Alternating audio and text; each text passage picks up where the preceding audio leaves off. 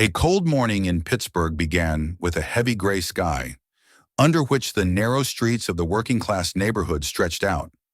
The wind tossed empty paper cups along the roadside, creating the illusion of life where there was none. Here in this area, Vale Mart was not just a store. It was an oasis amidst the monotonous facades of brick buildings, a place where people could find not only groceries, but also the warm smile of a familiar salesperson, a couple of kind words that might be their only support for the day. Douglas Vale knew this. Once he himself stood behind the counter of the first store in his chain, counting coins with customers, helping the elderly carry bags to the car. That was a long time ago. Since then, he has become the owner of dozens of stores across the country, a successful entrepreneur who managed his business through numbers, reports, and monthly meetings with directors. But something inside him was troubling. He knew statistics and charts wouldn't tell him what was really happening. He felt that he was losing touch with what had once made his business special. And here he is, a worn-out hoodie, faded jeans, a casually trimmed beard, dark glasses. He looked like an ordinary middle-aged man, a bit lost in his life, a bit tired. Completely inconspicuous. That's exactly what he wanted. The store at the corner of 4th and River Street was one of the first in the Vale Mart chain. Opened 10 years ago, it quickly became a magnet for local residents. That's where Douglas decided to go. Not to the central office, not to the most profitable branch, but here, to the heart of the neighborhood that was once dear to him. Opening the glass door, he immediately felt the smell of cheap coffee and freshly baked buns. Inside, the store was alive. An elderly woman with a basket stood at the checkout. A young man was choosing soda by the drinks fridge, and 2 employees by the shelves were arguing about the best way to arrange the cans. "Hey, are you new?" came a voice from somewhere to the right. Douglas turned around and saw a man in his 50s with a broad chest and calloused hands. It was Frank Harper, the store manager. His good-natured face, covered in stubble, showed fatigue, but there was still a spark in his eyes. "Mike," Douglas lied, extending his hand. "I'm here as a temporary employee. They say help is needed." Frank shook his hand firmly with trust, but quickly looked away. "Well, Mike, if you're temporary, then there's work to be found. See that stack of boxes by the entrance? Arrange them on the shelves and we'll figure it out from there." Douglas nodded and went to the boxes. This was exactly what he wanted, to observe, absorb, see the store as the ordinary employee saw it. He had barely managed to open the first box of chips when his attention was drawn to a figure at the checkout. A young guy, no older than 22, was serving a customer. His movements were quick, but there was genuine care in them.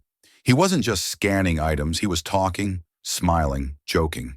There was lightness in his voice, but if you looked closer, you could catch something more in his eyes. Fatigue? Maybe, but definitely something else. "Good morning, Mrs. Clark." The guy smiled at an elderly woman with gray hair. "How's Tom? Still fixing his old car?" The woman laughed. "Oh, Isaac, that old man never gives up. Yesterday he tried to replace the engine himself." "I hope you hid all the tools from him." Isaac winked and began packing the groceries into a bag. Douglas involuntarily slowed down, watching the scene. This guy, he wasn't just a salesperson. He was part of these people's lives, and there was something special about it. He continued to arrange the items, but from time to time his gaze returned to the checkout. The observation was just beginning, and something told Douglas, today he would learn more than he expected.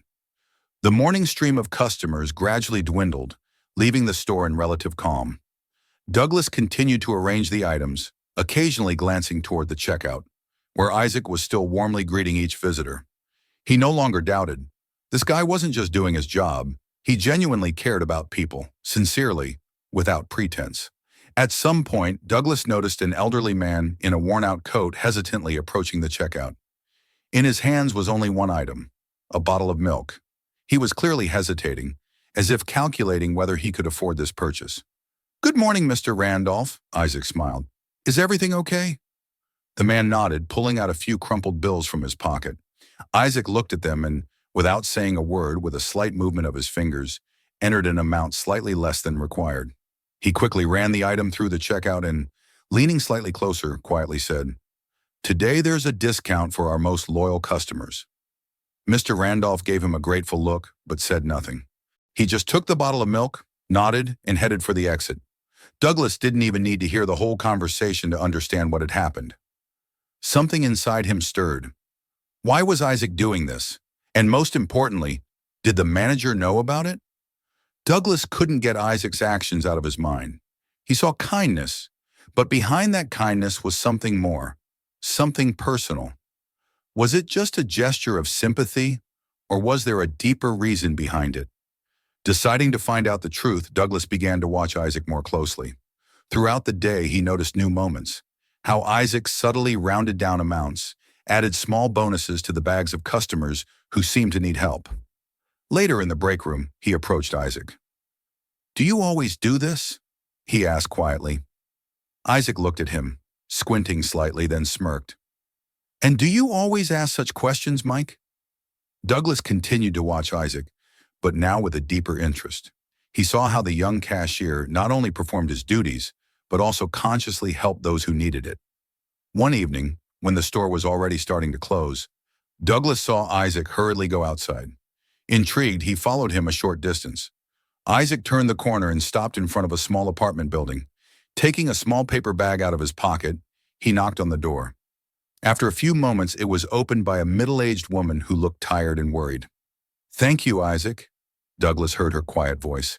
"I don't know how you even knew?" "Don't worry, Mrs. Rivera," Isaac smiled.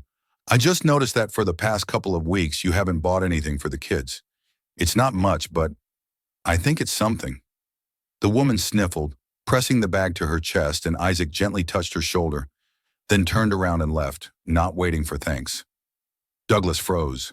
He realized that Isaac wasn't just helping customers in the store. He was doing it outside of it, without any expectation of reward. His kindness was a heavy burden that he carried without complaint.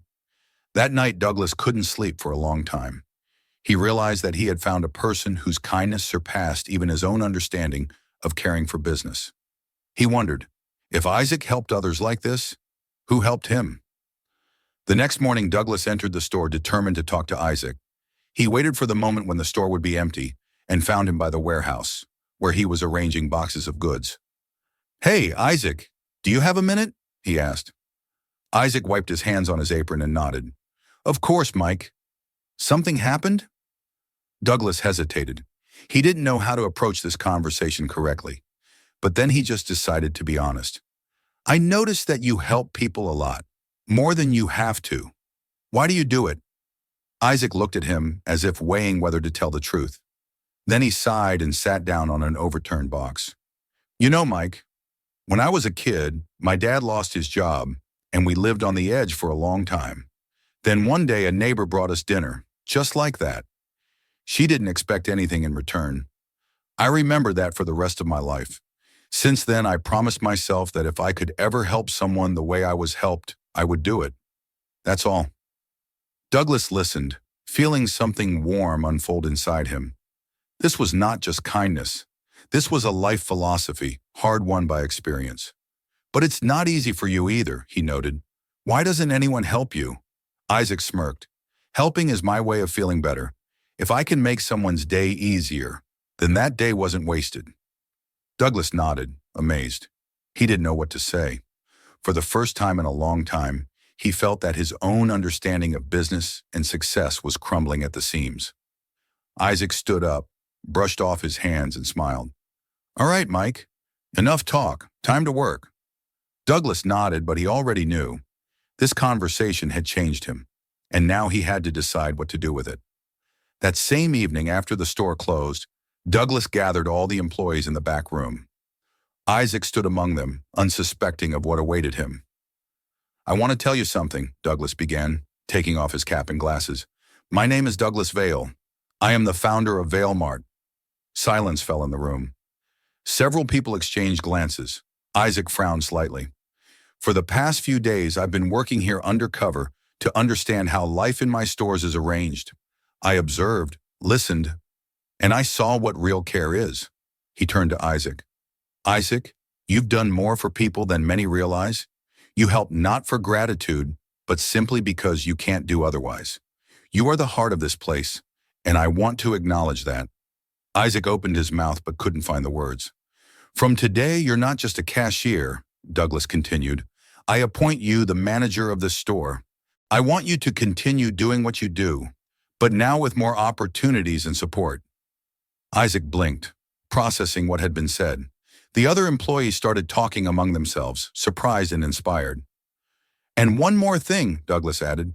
We will create a program to support employees. People like you, Isaac, deserve to receive help when they need it. Isaac looked up at Douglas, and a warm, grateful smile appeared on his face. He nodded, still not believing what was happening.